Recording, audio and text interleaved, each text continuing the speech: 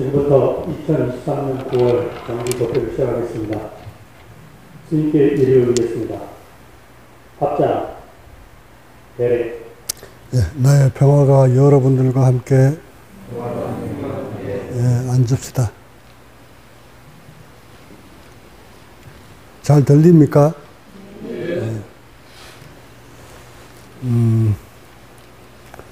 요즘은 유튜브 본문이 안 올라가니까 유튜브 구독자들이 좀 의아해 하는 것 같습니다. 오늘 본문 들어가기 전에 고맙다는 인사를 드려야 될 것 같아서 23년 만에 안정된 나의 수행처가 마련된 것 같아서 그동안 음으로 양으로 후원해 주신 모든 분들한테 고맙다는 인사 말씀을 여쭙기 위해 제 토굴이죠. 이제 정멸보궁 하나 만들어서 이사를 했습니다. 안주를 했는데 뜻깊은 것은 제가 머물 저 자리를 제자들 손으로 직접 지었다는 것. 여기에 아주 큰 뜻을 두고 싶습니다. 물론 금전적으로 물질적으로 도움 주신 모든 분한테도 감사 인사를 드리고 특히 저것을 짓느라고 고생하신 모든 제자 여러분들한테 고맙다는 인사를 드립니다. 되돌아보면 한 쭉 찍어주세요. 그거만 찍어주지 말고 한번 보세요. 울타리를 다 쳤습니다. 나오지 말라고 하는구만. 저렇게 들어가서 이름을 정멸보궁이라 지었습니다. 고요할 적자에 멸할 명자, 고요함을 아주 소나무 속에, 저 자리가 어디냐면 여기 와서 최초의 야단 법석했던 자리입니다. 아마 저 자리, 저 좌석에 참석했던, 저 법회에 참석했던 많은 분들이 기억하실 겁니다. 저 소나무 숲에 들어가서 첫 야단 법석을 했던 자리, 그 자리에 나무 산림 훼손하지 않고 그대로 댓글을 달아 올려서 지은 집입니다. 제가 평소에 A자형을 좋아해서 A자형으로 집을 지었습니다. 여러분 속까지는 다 보여드리지 못하고 그 입구까지만 보여드립니다. 저렇게 올라가서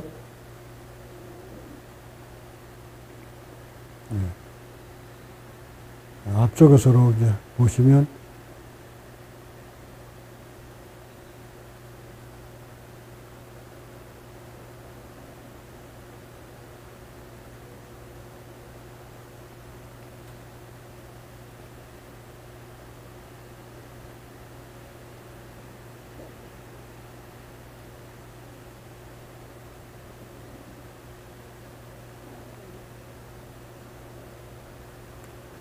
아주 예쁘게 잘 지었습니다.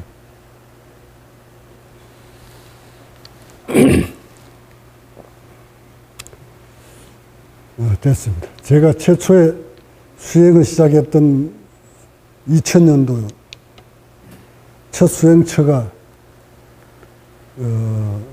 공주 계룡시 엄사리에 있는 그 계룡산 그 국사봉 아래에 저 들어간 입구입니다.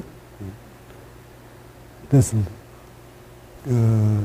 국사봉 아래 가면은 그 무상사라는 그 절 뒤쪽에 물탕집이라는 그 수행자들이 많이 모이는 곳인데 거기서 시작해서 산을 내려와서는 이제 쌍문동 옥탑방에 잠시 머물다가 거기에서 남양주로 갑니다. 남양주에서 또 한 1년 가까이 머물다 다시 충청북도 충주에 있는 무량사로 옮겨갑니다. 그곳 무량사에서 그 주지 스님하고 한바탕 싸우고 들어오지 말라고 내 방에다가 문을 이렇게 열십자로 나무 박아 놓은 거를 경찰 불러가지고 걷뛰게 만들고 거기서 나와서 식당 하던 곳에 머물면서 법을 펼쳤던 시절, 거기서 잠시 한 두 달 동안 식당 했던, 그 오리구이집 했던 그 장소에서 법을 펼치다 다시 저 강원도 춘천에 있는 강촌이죠. 거기서 한 2년 동안 거기서 많은 것을 얻습니다. 거기서 산소방도 만들고 가스와 산소와 관련되어 있는 모든 수행시설 이런 것들 거기서 많이 사색을 합니다. 찾아냅니다.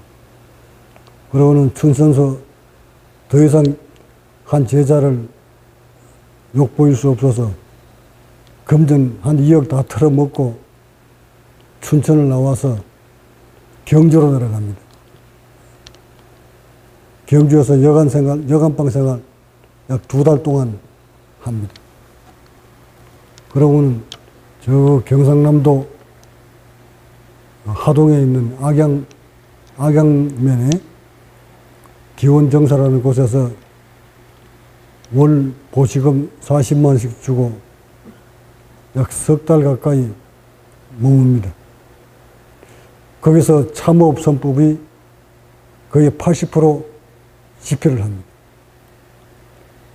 그러고는 약 20% 정도만 다 쓰지도 못한 채 그곳을 나와서 다시 경기도 양평 쪽에 가서 월 50만 원 월세금 주고 저 제자 데리고 거기서 마지막 참호흡선법을 마무리 짓습니다.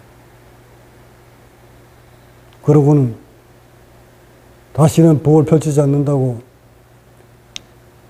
일하러 나갈 준비를 하고 있던 차에 참호흡선법이 세상에 알려지면서 많은 사람들이 찾아옵니다.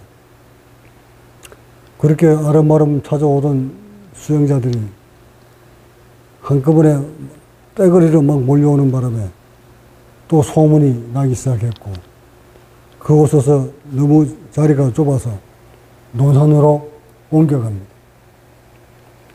논산에서 많은 사람들이 몰려왔으나 모두 기복 신앙자들이었습니다. 논산에서 자리가 좁아서 다시 이곳 김천으로 옮겨옵니다.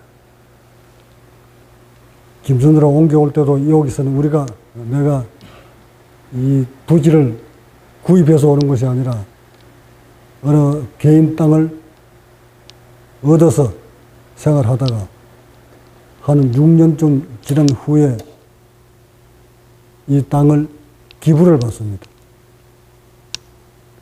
그 후에 아까가 정멸도궁이 지어집니다. 하여 23년 만에 이제 내 이름으로 되어 있지는 않지만 우리 단체 이름으로 영원히 내가 머물 수 있는 쫓겨나지 않아도 되는 톡을 하나를 마련한 것입니다.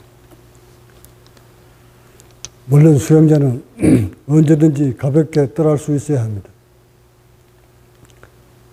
어디에서 또 오랫동안 머물러 있는 것도 바람직스럽지 않습니다. 석가모니 부처님 역시 깨달음을 얻으신 후 많은 곳을 옮겨 다니시면서 법을 전합니다. 수행자는 늘 한 곳에 오래 머물러 있으면서 거기에 의식이 집착이 되어서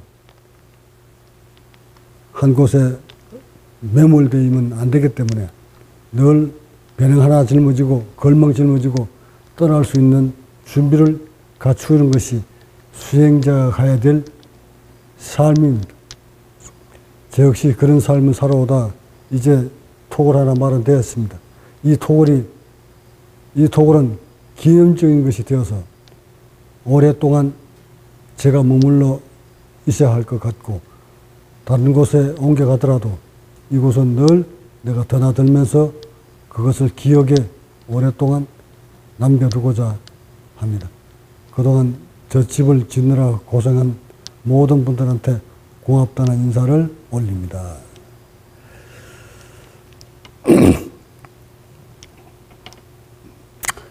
이제 저곳에서, 저 토굴에서 제 수행의 마지막을 장식하고 싶습니다. 하여 제 나름대로 결심을 합니다.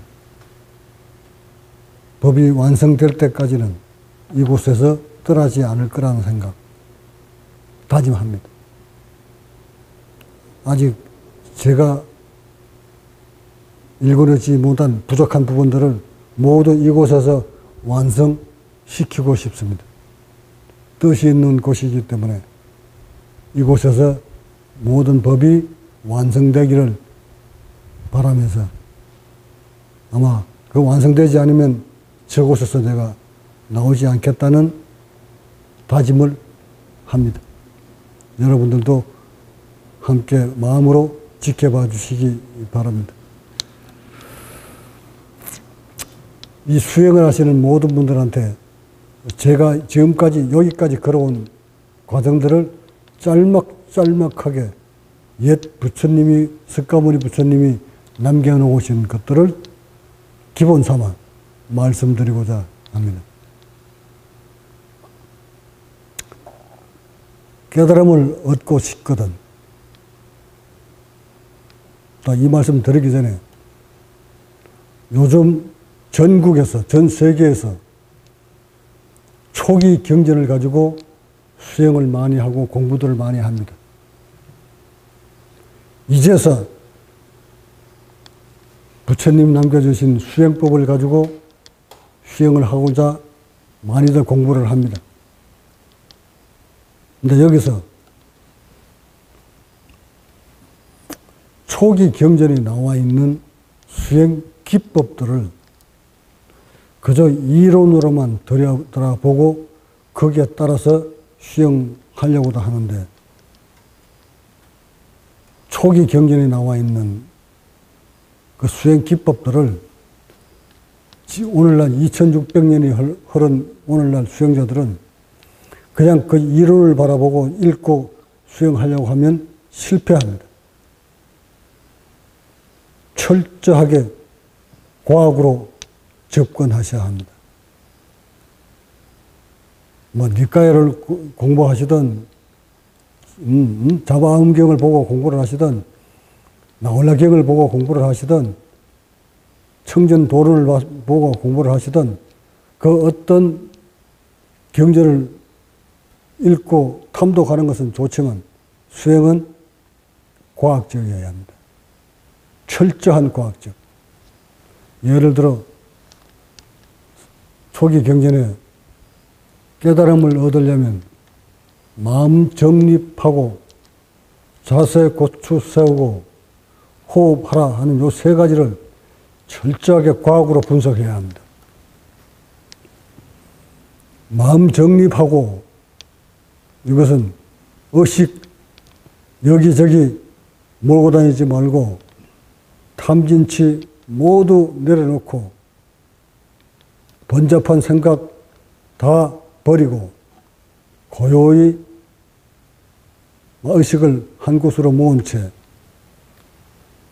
그 다음 두 번째, 자세를 고추 세우고, 이 자세를 고추 세우고 이 말 한마디에 그 이론으로만 보지 마시고 왜 자세를 고추 세우라고 하셨을까? 여기서부터 전 수행자들은 과학으로 접근해야 합니다. 왜 자세를 고추 세우라고 했을까? 저도 그 고추 세우라는 그 말이 그냥 똑바로 앉아라는 것만 알아들었습니다. 그래서 똑바로 앉아서 명상을 하려고 수없이 노력을 했으나 10분, 20분만 지나면 자세는 흐트러집니다. 그 수행자가 누구이든 30분만 지나면 자연스럽게 자신도 모른 채 자세는 축 구부러집니다. 목도 앞으로 축 처집니다. 그러면 건들건들거립니다. 여기서 그런 세월을 수십 년, 십수년을 보내다가 자세가 조금만 빗나가도 호흡의 길이 막힌다는 것을 체득합니다. 그러고는 그때부터 배꼽, 즉 명치 부위가 꺾이지 않도록 늘 자세를 펴서 수행을 하기 시작합니다. 석가모니 부처님께서 이래서 자세를 고쳐 세우라고 하셨구나.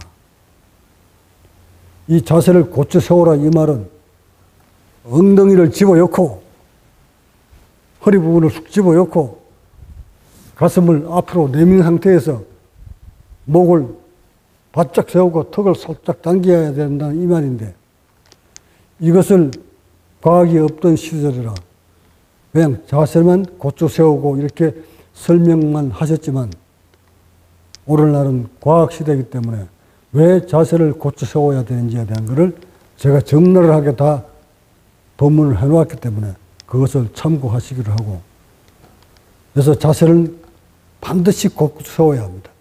이 자세가 빗나가면, 명치가 빗나가면, 꺾이면 절대 깨달음은 불가능합니다. 자세 하나 때문에 깨달음은 가까이 다가갈 수가 없습니다. 다음 세 번째, 호흡. 과학이 없던 시절이니까 아들아, 제자들아, 마음 정립하고 자세 고쳐 세우고 들고 나는 호흡 챙겨라. 숨이 천천히 깊게 들이키고 천천히 내쉬고 거듭거듭 행하다 보면 큰 이익이 있으리라.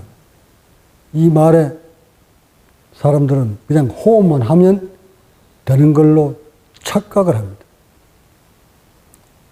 하여 모든 수행에 따라 붙는 것이 호흡인데, 부처님이 하라는 그 호흡이 무엇을 의미하는지에 대해서는 과학으로 부정된 사람이, 부족한 사람이 한 사람도 없었다는 사실입니다. 단순히 초기 경전에 호흡하라고 했다고 해서 따라서 호흡만 할 것이 아니라 왜 호흡을 하라고 하셨을까를 과학으로 접근해야 합니다.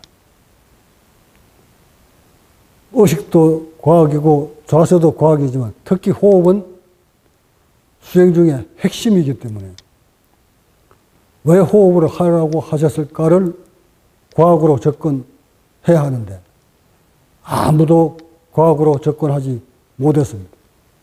하여 2600년이 흐른 오늘날 아무도 호흡의 원리를 과학으로 입증해내지 못했습니다. 과학이 없던 시대이라고 했습니다. 그러면 오늘날은 과학이 너무 밝게 펼쳐놓은 이 시대에 조금만 사색을 하면 왜 호흡을 하라고 하셨을까에 대해서 깊게 연구할 수가 있었는데도 이 대한불교뿐만 아니라 전 세계 불교를 연구하는, 경전을 연구하는 모든 학자들이 호흡의 원리에 대해서 과학으로 접근하지 못하였습니다. 하여 제가 그동안 호흡을 통해 깨달은 바를 과학으로 간략하게 남겨놓고자 합니다. 호흡이 무엇입니까? 왜 석가모니 부처님은 호흡을 해야만이 깨달을 수 있다고 제자들한테 알려주셨을까? 호흡, 날숨, 흡, 들숨. 숨을 내뱉고 숨을 들이키고 이 말인데, 숨을 내뱉어야만이 흉부를, 폐를 비워야 공기가 들어옵니다. 호흡 속에 무엇이 들어있는 겁니까? 바로 산소입니다.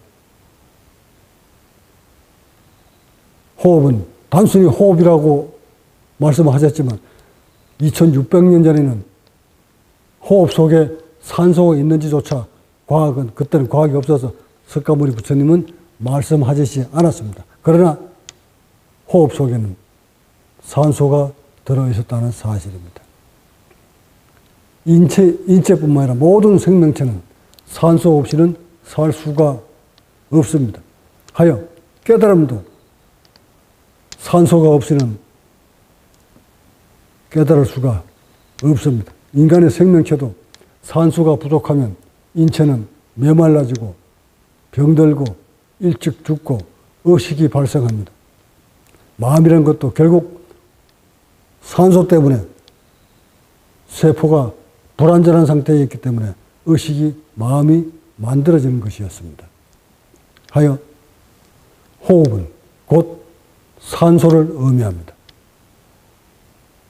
산소를 천천히 마시고 천천히 내쉬면서 충분히 몸속으로 산소가 유입될 수 있도록 하라는 말씀이었는데 오늘날 수행자들이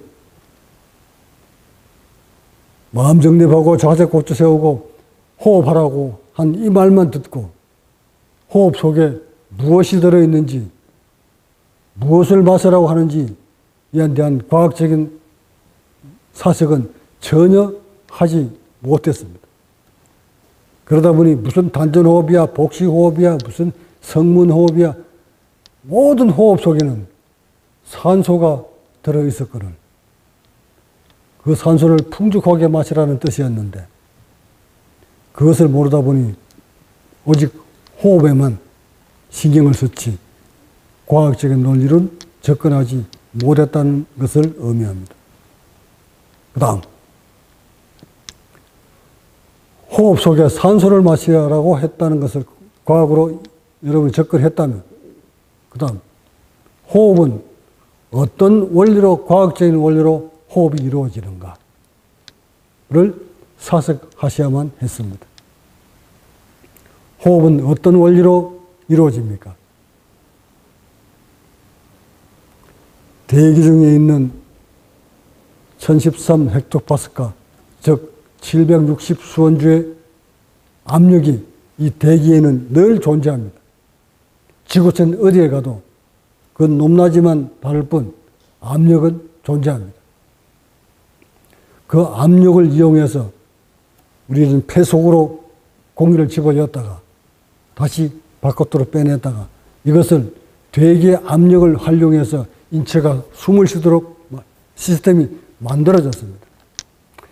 지구촌에 호흡을 하는 모든 생명체들은 우주가 주어진 압력을 이용해서 호흡을 할 수밖에 없도록 만들어졌고 그렇게 진화되어 왔습니다. 이렇게 소중한 호흡을 그 원리도 모른 채 호흡이 어떤 원리로 과학적인 논리로 들어왔다가 나가는지도 모른 채 앉아서 눈 감고 명상만 하면 도가 이루어질 수 있다고 판단한 우매한 수행자들 하여 자신의 몸이 압력에 의해서 찌그러져 가고 있는데도 전혀 그것을 느끼지 못한 채 오직 호흡에만 붙들고 있습니다. 몸이 찌그러들면 들어오는 산소 양이 줄어듭니다. 산소 양이 줄어들면 세포들이 점점 병들어가고 세포들이 점점 늙어가고 또한 세포가 고통스러우면 마음, 의식도 고통스러운 것입니다. 몸과 마음은 같이 갑니다. 세포가 고통스러우면 의식도 고통스럽습니다. 의식이 고요한 자, 절대적인 인체가 고달프지 않습니다. 또한 육신이 완벽한 자, 절대 마음 때문에 고통받지 않습니다. 하여 몸과 마음은 항시 동전의 양면이기 때문에 같이 움직입니다. 해서 석가모니 부처님은 깨달음을 얻으려면 진리를 맛보려면 의식을 고요히 잠재운 채 자세에 고쳐 세우고 충분한 산소가 들어올 수 있도록 자세를 곧게 세우고, 그때는 산소가 없었겠죠. 다음에 천천히 들이키고 천천히 내쉬어라. 거듭 행하다 보면 큰 결실이 있다 하고 일러주셨거늘, 오늘날 2600년이 흐른 오늘날 많은 수행자들은 깨달음의 경지에 다다랐을 때 그 부처가 된 사람들의 의식과 몸에서 나타나는 그런 정세들을 기록해 놓은 걸 가지고 그것을 경전이라고 합니다. 그러니까 경전은 호흡을 통해서, 수행을 통해서 세포를 바꾸고 의식을 바꾸면 그 의식이 일반 사람들하고는 남다른 의식을 가지고 살게 되어 있습니다. 그 의식을 기록해 놓은 것, 그것이 곧 경전입니다. 하여 많은 수행자들은 그 경전을 읽으면, 그 경전을 탐독하면, 그 경전을 다 쓰면 도를 이룬 것처럼, 도를 부처가 된 것처럼 착각에 빠져 있습니다. 경전처럼 되어야만 합니다. 경전 속에 기록되어 있는 경전의 내용처럼 자신의 의식도 그렇게 되어 있어야 합니다. 경전에 나와 있는 내용처럼 32상이 구축되어 있어야 합니다. 오늘날 많은 수행자들은 경전 속에 나와 있는 32상을 놓고 설왕설래합니다. 금강경석에 나와 있는 32상에 대한 석가모니 부처님의 말씀과 제자 수불의 대화 내용 속에 32상도 상이라는 말에 많은 사람들이 착각을 합니다. 32상처럼 모습만 갖췄다고 부처가 된 것은 아닙니다. 그러나 32상을 구축하지 아니하고 부처가 된 사람 한 사람도 없다는 사실도 명심해야 합니다.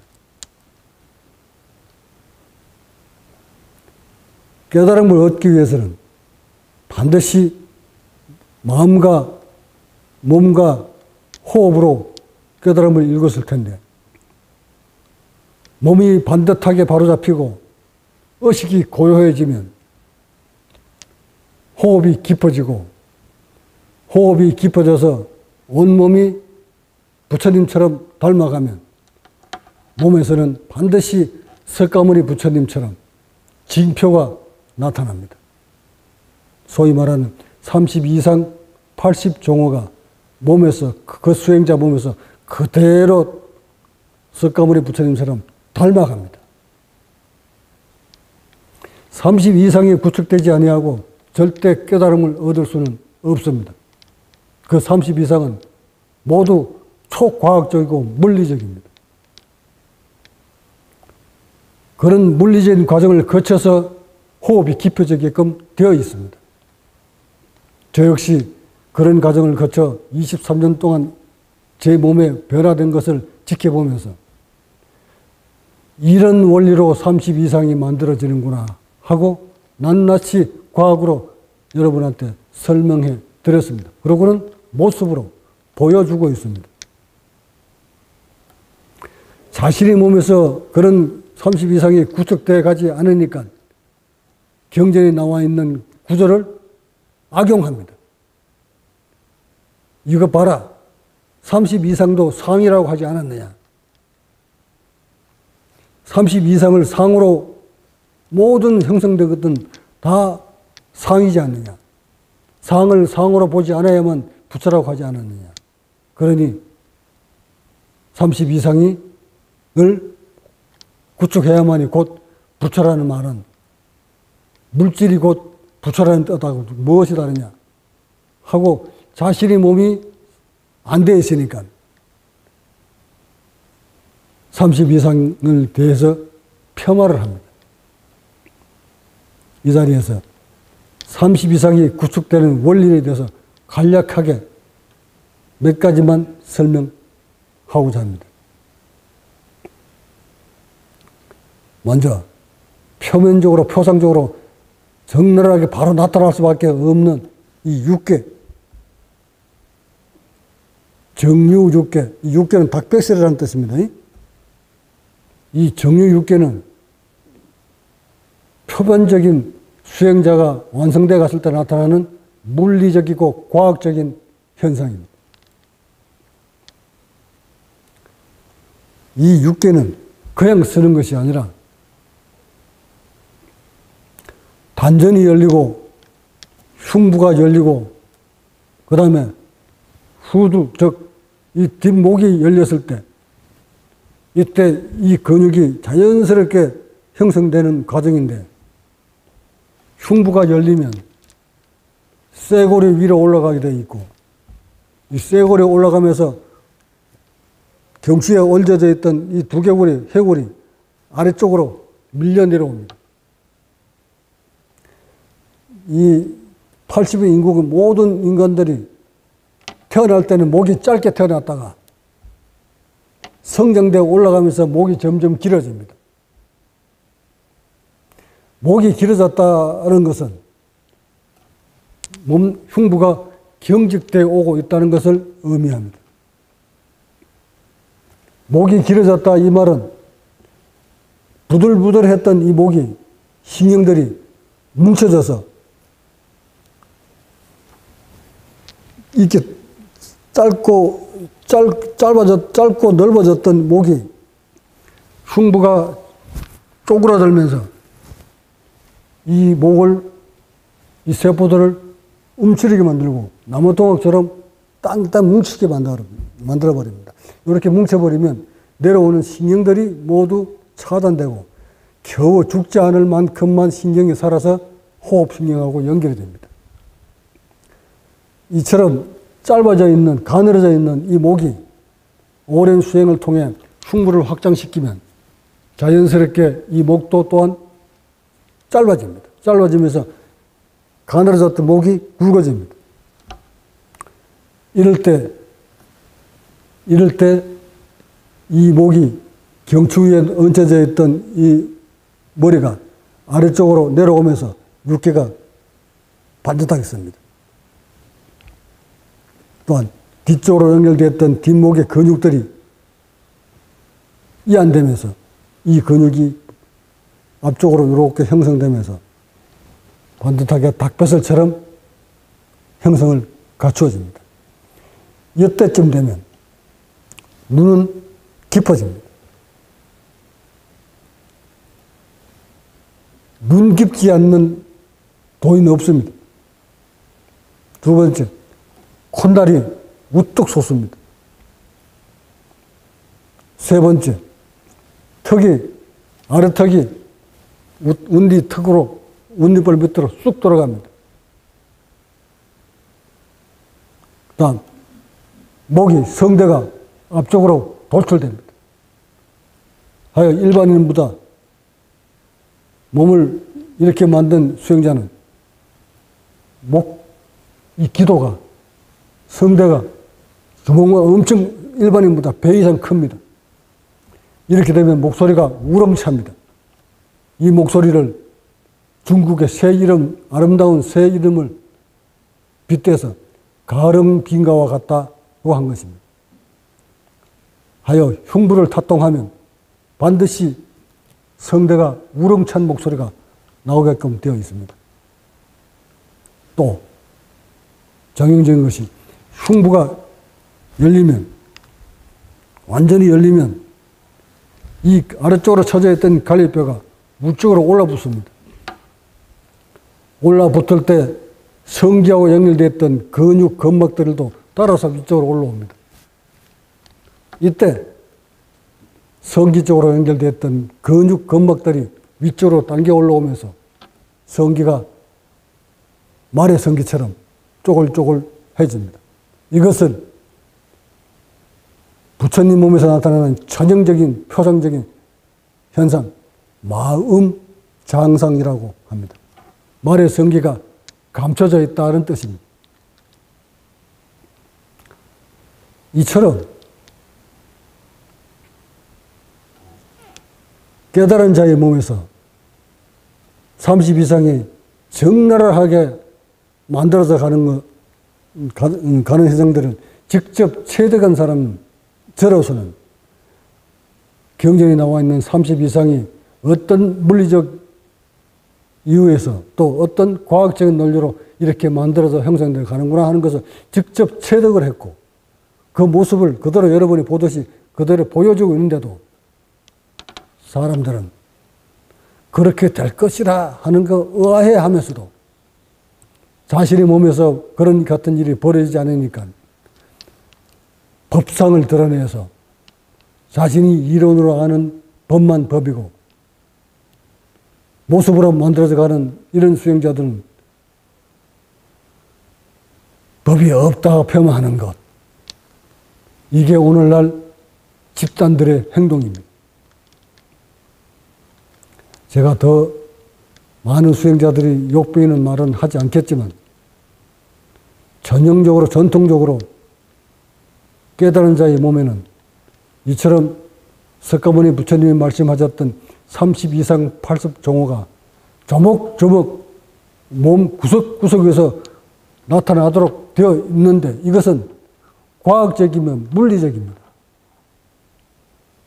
이런 수행자는 이 같은 일이 벌어질 때까지 인체에서 어떤 일이 벌어졌는지를 낱낱이 다 설명이 가능하고 그것을 몸으로 보여줄 수 있습니다. 자신이 안 되었다고, 자신이 보여주지 못한다고 상대방도 그럴 것이라 판단하는 것, 이거 잘못된 수행자의 의식입니다. 여러분들도 반드시 도를 읽으려고 하는, 진리를 얻으려고 하는 여러분의 의식이 정말 도를 향해 있다면 여러분이 지도자인 제가 어떤 모습으로 어디를 향해 가고 있는지를 두 눈 똑똑히 뜨고 지켜볼 것이며 여러분들도 저처럼 제 모습을 닮아와야만 합니다. 어떻게 법은 하나인데 모습이 각가지입니까? 법을 하나면 법을 이룬 자도 도를 이룬 자도 모습도 같아야 합니다.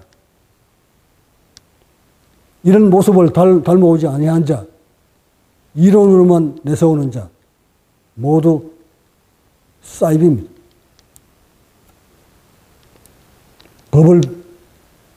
법은 감출래야 감추어지지 않습니다. 법을 가진 자는 아무리 숨고 싶어도 숨어지지가 않습니다. 도를 읽은 자는 은둔하고 싶어도 은둔이 되지 않습니다. 또한 감추고 싶은 마음도 없습니다. 반면에 드러내고 싶은 마음 또한 없습니다. 잘났다가 자랑하고 싶은 마음도 없습니다. 알아주지 않는다고 서러워하지도 않습니다. 그냥 이렇게 살 뿐입니다. 그런데도 사람들은 모습으로 평가하고 물질로 평가하고 조직으로 평가하고 경제적으로 사람을 평가하고 이러다 보니 진정 도를 가진 자가 점점 법을 펼치는데 어려움이 가속됩니다. 끝으로 모름지기 도를 얻으려고 하는 초기 경전을 가지고 수행하는 수행자 여러분, 지금 마지막 드리는 요 법문을 잊어버리지 마시기 바랍니다. 요즘 제가 가끔 불교 TV를 봅니다. 그 중에서도 몇 사람을 눈여겨봅니다. 전통적인 초기 경전을 가지고 선방까지 운영하면서 지도하고 있는 지도성들을 눈여겨봅니다. 네. 너무 실망스럽게도 몸이 점점 허물어져 가는 모습으로 방송에 나와서 자기 법을 설명하는 그 스님의 모습이 참으로 안타까웠습니다. 수행자가 부처님의 모습을 닮아가지 아니하고 점점 더 얼굴이 길어지는 모습, 목이 길어지는 모습, 입가에 팔자주름이 형성되어가는 모습, 가슴이 얇아져 가는 모습, 이런 모습으로 자신의 수행법이 맞다고 외쳐대는 수행자 몇 사람이 내가 그 모습을 보면서 저렇게 기대했던 분인데 저렇게 허물어져 가는구나. 이름을 내가 밝힐 수 없음을 양해하시기 바랍니다. 그 스님이 프라이버시가 있어서. 근데 아마 그 스님은 이 법문 보면 아마 볼 겁니다. 내 법문 올라가면 한 번도 놓치지 않고 보셨으니까. 수행자가 그 모습이 잘못돼 갈 때는 무엇이 잘못돼 가는지를 빨리 알아차리셔야 되는데 알아차리지를 못합니다. 왜?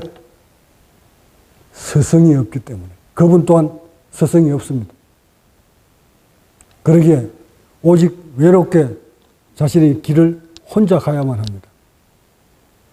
혼자 걷는 수행자는 참으로 위험합니다. 저 역시 위험한 단계를 몇 차례나 거쳐서 여기까지 온 것입니다. 제가 그 위험한 길을, 죽음과 맞바꾼 길을 걸어왔기 때문에, 그런 경험을 했기 때문에 그렇게 허물어져가는 스님의 모습을 바라보면서 안타까워하는 것입니다.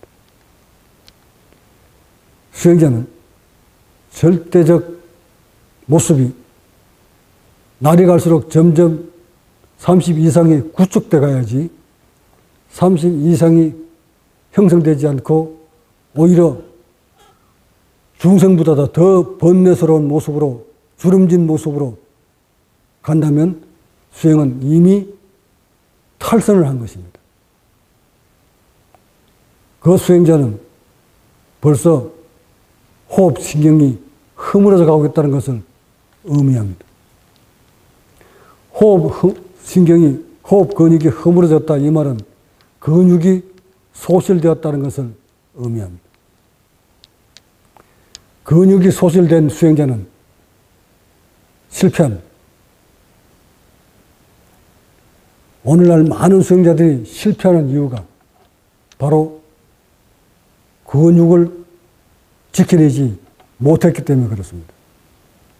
석가모니 역시 근육을 지키지 못해 6년 고행에서 실패합니다.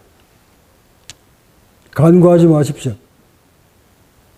고행상이 바로 호흡 근육을 지키지 못해 소실시키는 바람에 빼꼬쟁이만 남은 채 수행이 실패한 채로 하산을 한 석가모니의 모습입니다. 다행히 위대하신 성인 시타라타는 자신의 근육이 소멸된 것을 언제 알았을까요? 6년 수행 중에는 먹는 것도 부실하고 호흡도 무차별적으로 했고, 그러다 보니 산소가 부족증 걸려서 먹는 거 부실한 데다가 산소까지 부실하였으니 온 호흡 근육이 바싹 말라 들어간 그런 상태에서 수다타로부터 유미죽을 공양받습니다. 그 유미죽이 바로 석가모니 부처님을 탄생시킨 물질입니다. 그 유미죽이 바로 호흡 근육을 살리게 만든 것입니다. 이것을 드시고 호흡의 변화를 느끼신 석가모니는 그대로 보르산 밑에 앉은 채 그 공양을 계속 받으시면서 호흡에 집중하셨던 겁니다. 그러면서 점점 메말랐던 호흡이, 근육이 되살아나서 그 호흡만이 인간의 본질을 찾을 수 있다는 것을 깨달으신 겁니다. 허물어졌던 호흡 신경이 모두 살아나서 호흡의 완성도에 다다라가면 인간이 의식이 만들어지는 원리까지도 깨뜨려 알게 됩니다. 저 역시 죽음을 넘어뜨려서 다시 회복하는 시기에 와서야 인간이 의식이 어떤 원리로 만들어지는지, 번뇌가 왜 생기는지, 인간이 왜 일찍 죽고 늦게 죽는지, 왜 병들어 가는지를 그때서야 어렴풋이 알아차립니다. 하여 석가모니 부처님이 이런 나이에, 이런 30세면은 비교적 근육이 먹지 못해서 빠졌을 뿐, 영양이 부실한 부실한 영양을 처음만 주면 빨리 근육이 형성되는 나이였습니다. 하여 이때부터 누미죽을 드시고 근육을 키웠었던 겁니다. 그 근육이 바로 호흡 근육입니다. 호흡 근육이 허물어지면 모든 수행은 끝입니다. 그런데도 불교를 수행한다는 수행자들은 고기 먹지 마라, 고기 먹지 마라, 고기 먹지 마라. 석가모니 부처님이 언제 고기 먹지 말라고 하였는가요? 언제? 고기 먹으면 수행자가 아니니 일절 고기 입에 대지 마라. 언제 어느 경전에 그게 나와 있습니까? 병자들은, 약한 사람들은 고기를 먹고 몸을 보호해야만이 병을 이길 수 있고 수행을 정진할 수 있다 하셨지. 언제 고기 먹지 말은 소리는 어느 경전에도 없거늘 그 불살생이라는 계명에 모두 다 빠져버렸습니다. 하여 여러분들도 호흡 근육 소실되지 않도록 늘 근육 잘 챙기시고, 특히 수행을 오래 깊게 하시다 보면 몸이 릴렉스 되면 척추가 흔들흔들거립니다. 이 척추가 수행이 깊어져서 구부러졌던 척추를 바로 잡으려고 할 때 이때 위험이 도사리고 있습니다. 그 위험은 바로 구부러졌던 척추를 바로 세울 때 이 척추에 염증이 기승을 부립니다. 이 말에 더 실감을 주기 위해서 이거 봅시다. 이 강철 같은 이 쇠를 아무 집게라도 꺼내야 되는데 이 연정이 없을 때는 이걸 어찌해야 됩니까? 구부렸다 폈다 구부렸다, 이걸 구부렸다 폈다를 계속 반복하면 어찌 되죠? 부러지려고 하는 직전이 오면 여기가 어떤 형상이 벌어지죠? 뭔가 끊어질 듯 말 듯 끊어질 듯 아무튼 여기 균열이 막 가죠. 이 부위에. 이 균열이 가는 상태에서 또 계속 폈다 오므렸다 하면 결국 이게 부러집니다. 그러니까 부러지기 직전에 계속 반복해서 피어졌던 이거를 바로 피려고 하면 여기 균열이 가게끔 되어 있습니다. 이처럼 우리의 척추도 이렇게 되어 있던 이 척추를 곧게 세우려고 바로 잡으려고 할 때 반드시 척추 마디마디에 인대들이 붙어 있었을 때니까 그 인대들이 바로 잡으려고 할 때, 잡히려고 할 때 척추에 염증이 기승을 부리는 겁니다. 앉아서 호흡을 깊게 하면서 계속 호흡할 때 호흡이 깊게 들어가면 자세가 뒤로 제껴집니다. 이렇게 제껴지려고 할 때 척추에서 염증이 기승을 부립니다. 그러니까 수행이 깊어진 사람이 반드시 척추에 염증이 기승을 부린다는 겁니다. 그 염증을 바로 잡지 못한 채 놔두면, 오래 놔두면 얼마 안 가서 척추에 결핵이 생깁니다. 간과하지 마세요. 이게 다 나의 체험에서 온 법문이니까 여러분 놓치면 안 됩니다. 척추에 결핵이 생기면 이때부터 근육 생기지 않습니다. 결핵이 있는데 어떻게 근육이 만들어집니까? 하여 폐결핵 환자들이 몸이 어떻습니까? 바싹 말라갑니다. 수행자가 어느 한 수행까지는 호흡을 하고 수행하느라고 호흡 근육과 씨름을 하느라고 살이 빠지는 건 맞습니다. 그런데 그 살이 근육이 계속 소멸돼 간다면 그것은 호흡 근육이 소멸돼 가는 것을 의미합니다. 그렇게 호흡 근육이 소멸돼 가면 그것을 근육을 살리지 아니하고는 절대 깨달음은 불가능합니다. 하여 나이가 먹을수록 근육이 소멸돼 버리면 그 수행자는 정말 되돌릴 수 없을 만큼 고통에서 싸우다 죽음을 향해 갑니다. 하여 나이 한 살이라도 젊었을 때 제대로 된 지도자 만나서 제대로 된 몸을 과학적으로 수행을 하면서 자신의 몸을 살펴가야만이 수행이 가능합니다.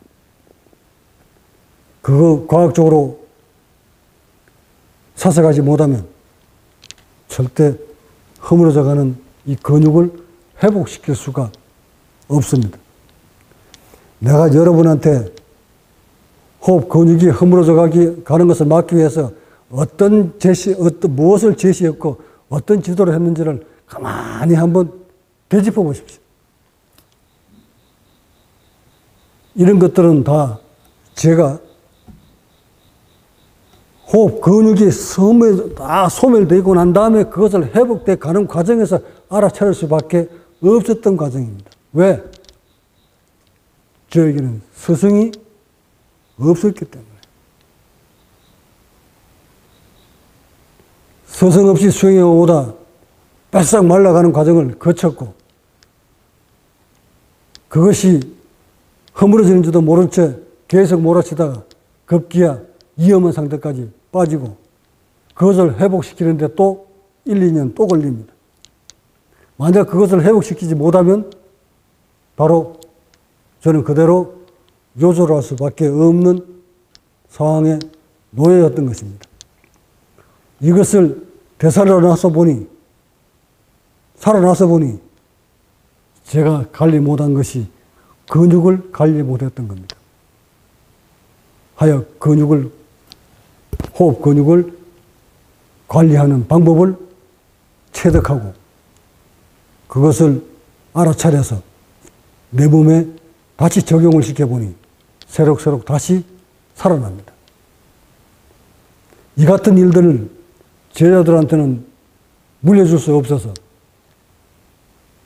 여러분한테 내가 알아차리는 것들은 바로바로 어떻게 조치를 취하라고 줄탁을 다 줬던 것이고 다행히 지금은 과학시대라서 최첨단 과학시대라서 얼마든지 근육을 만들어내는 물질, 식품, 의학 이런 것들이 주변의 도처에 널려 있기 때문에 이것을 잘 활용만 하면 옛날보다 수십 배, 수배 더 빨리 몸을 완성시켜 갈 수 있는데도 그것을 알지 못해서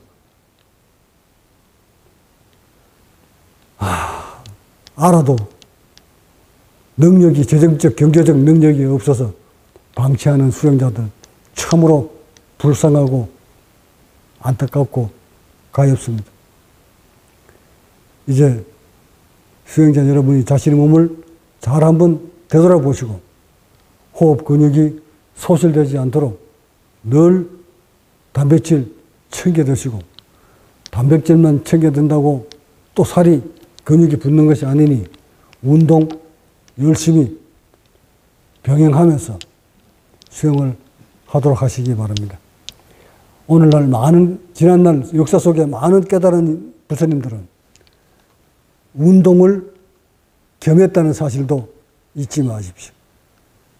석가모니 부처님 또한 그 수많은 제자들과 계속 행보를 하시면서 수행을 하셨다는 사실도 간과하지 마시기 바라며, 달마대사 역시 중국으로 건너와서 역건법을 세상에 알려주면서 수행자들을 가르쳤다는 사실도 잊지 마십시오. 그 역건법이 바로 소림사 건법입니다. 지금 여러분이 하고 있는 태업건도 소림사 건법과 유사합니다. 그렇게 근육을 단련하면서 수행을 하셔야 합니다. 왜 근육을 단련하면서 수행을 해야만 할까? 흉부 쪽으로 이쪽 근육을 단련시키려면 반드시 단백질도 있어야만 하지만 운동을 통해서 이산화탄소도 만들어내야만 근육이 붙습니다. 잊어버리지 마세요. 근육은 이산화탄소와 단백질이 있어야만이 근육이 만들어진다는 사실입니다. 하여 운동선수들이 근육을 단련시킬 때 닭가슴살이나 이런 걸 먹으면서 끊임없이 이산화탄소를 만들어냅니다. 그렇게 만들어내줬을 때 근육이 단련됩니다. 붙습니다. 호흡 근육도 마찬가지입니다. 이 코 근육이라는 이것도, 이 호흡 근육도 끊임없는 코 운동을 하면서 단백질 섭취를 해줘야 합니다. 그 운동은 바로 이산화탄소를 의미합니다. 운동을 통해서 나오는 그 이산화탄소가 머리로 올라가면 이산화탄소가 어디에 들어있습니까?